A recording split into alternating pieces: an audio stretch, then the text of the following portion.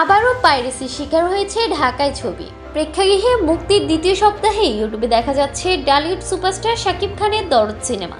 গেল শুক্রবার দেশের 84টি প্রেক্ষাগৃহে মুক্তি পায় এই ছবি। সে সময় বাংলাদেশের বাইরে আরও 20টি দেশে একযোগে মুক্তি পায় দরদ। প্রথম সপ্তাহে প্রেক্ষাগৃহে সিনেমাটি ভালো ব্যবসা করলেও দ্বিতীয় সপ্তাহের শুরুতেই পাইরেসির শিকার হলো ছবিটি। জানা গেছে কয়েকদিন আগে থেকে ইউটিউবে দেখা যাচ্ছে শাকিবের এই ছবি। ধারণা করা হচ্ছে কোনো প্রেক্ষাগৃহ থেকে সিনেমাটি মোবাইলে ধারণ করে অনলাইনে ছড়িয়ে দেওয়া হয়েছে। এর আগে বহুবার পাইরেসি নিয়ে দর্শকদের সতর্ক করেও নিজের সিনেমার পাইরেসি বন্ধ করতে পারলেন না শাকিব খান। রোমান্টিক থ্রিলার ধাঁচের ছবি দরদে শাকিব খানের বিপরীতে অভিনয় করেছেন বলিউড অভিনেত্রী সোনাল চৌহান। এতে আরও অভিনয় করেছেন পায়েল সরকার, বিশ্বজিৎ চক্রবর্তী, রাজেশ শর্মা, এলিনা শাম্মী, রিও প্রমুখ।